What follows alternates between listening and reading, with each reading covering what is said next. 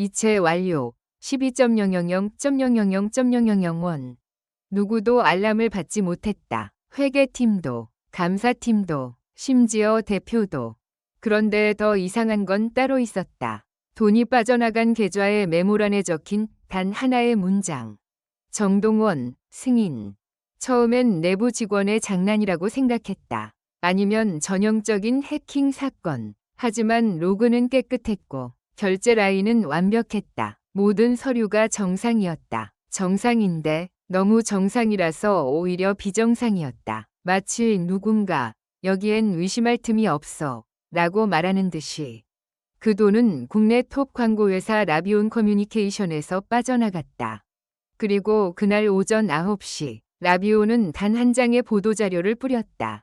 라비온의 2026 글로벌 캠페인 모델 정동원 확정.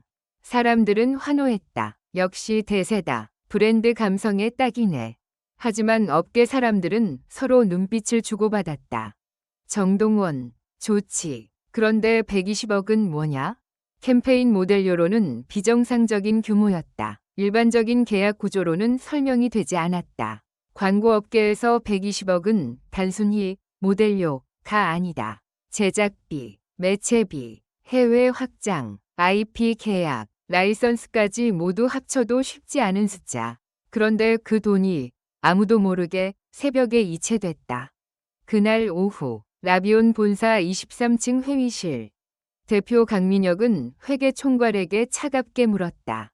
누가 승인했나? 회계총괄은 서류를 넘기며 대답했다. 대표님 승인으로 되어 있습니다. 내가? 나는 결제한 적 없어.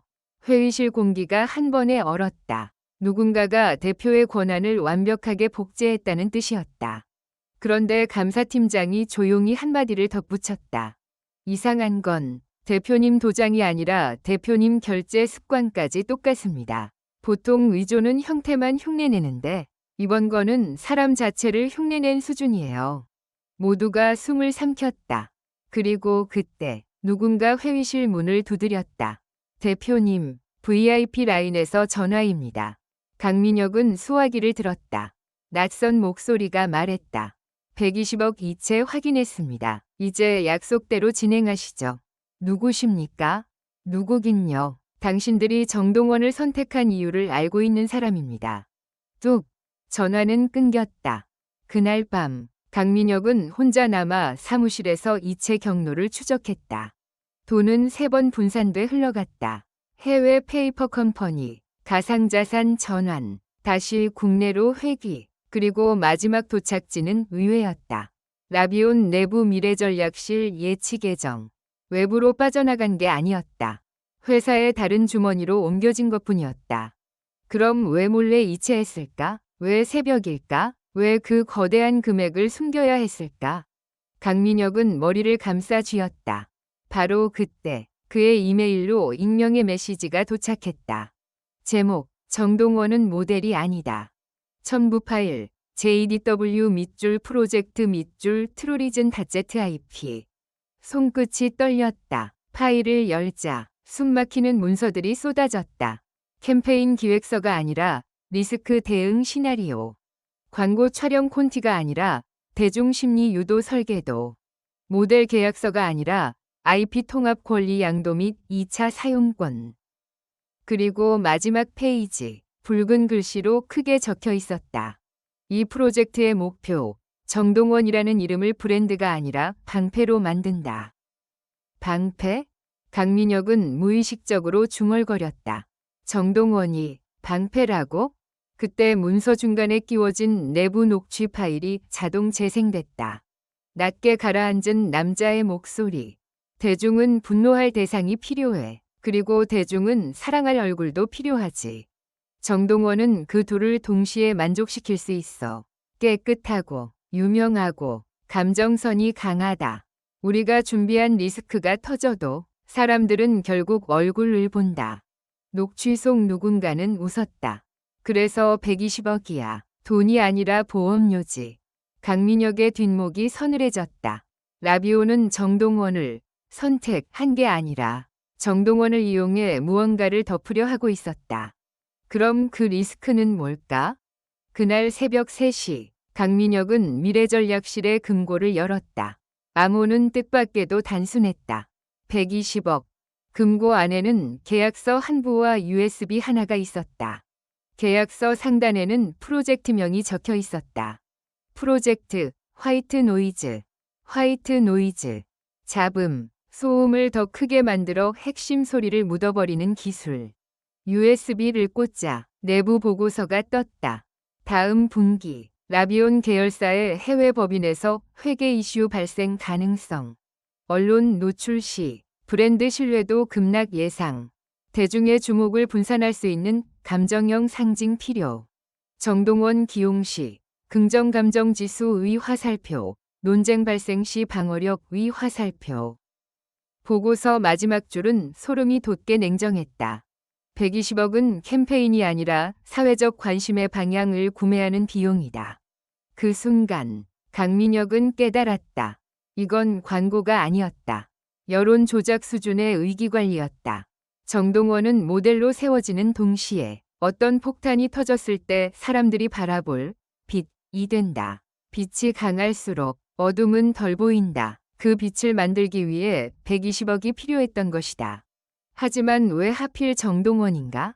그 답은 보고서에 숨어 있었다. 정동원, 대중서사, 성장 순수 가족 꿈, 보유. 공격 시 역풍 위험, 옹호 세력 강함. 즉, 논쟁이 생겨도 브랜드가 아니라 대중이 방어한다. 말 그대로였다. 정동원을 건드리면 사람들이 먼저 화를 낸다. 브랜드는 뒤로 숨는다. 그게 충격적인 이유였다. 라비온이 정동원을 선택한 건 실력이나 이미지 때문만이 아니라 그를 둘러싼 대중의 감정을 계산했기 때문이었다. 그런데 이야기는 거기서 끝나지 않았다. 다음 날 아침, 라비온 사내 메신저가 폭주했다. 정동원 측에서 계약을 재검토한다는 소문이 퍼진 것이다. 강민혁은 즉시 담당 임원에게 전화했다. 정동원 측이 뭐래? 대표님, 이상합니다. 그쪽에서 묻더군요. 뭘? 임원은 숨을 삼키고 말했다. 120억, 왜 새벽에 이체했냐고요. 강민혁의 심장이 멎는 듯했다. 그걸 어떻게 알지? 그쪽에서 이체 메모를 캡처한 화면을 보내왔습니다. 그리고 이렇게 적혀 있었어요. 임원이 화면을 읽었다. 우린 방패가 아니다. 이유를 밝히지 않으면 오늘 밤 기자회견을 연다. 강민혁은 그 자리에서 의자를 밀치고 일어섰다. 정동원이 기자회견을 연다면 대중이 그 방패가 아니라 칼이 된다면 라비온이 숨기려던 핵심 리스크는 더 빠르게 터질 것이다. 그때 또 하나의 익명 메시지가 도착했다. 제목, 너무 늦었어. 본문, 정동원이 선택받은 게 아니야. 이미 그 이름은 키로 등록됐거든. 키? 등록?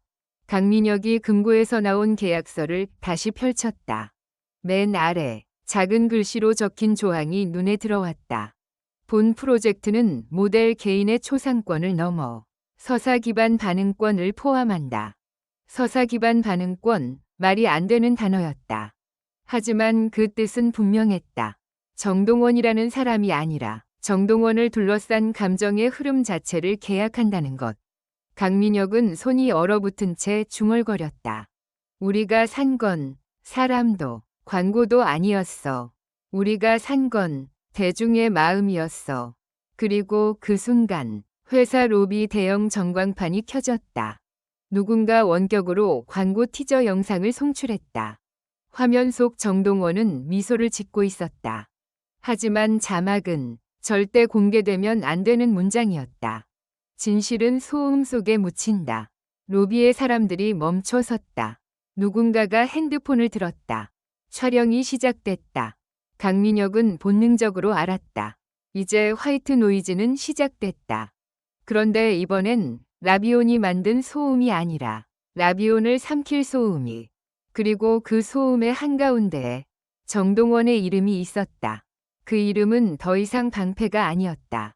누군가에게는 폭로의 열쇠였고 누군가에게는 몰락의 신호탄이었다. 새벽 2시 17분 조용히 찍힌 그 한 줄의 기록. 120억 원의 이체는 끝이 아니라 시작이었다. 그리고 질문은 하나로 수렴했다. 도대체 라비오는 무엇을 덮으려 했던 걸까?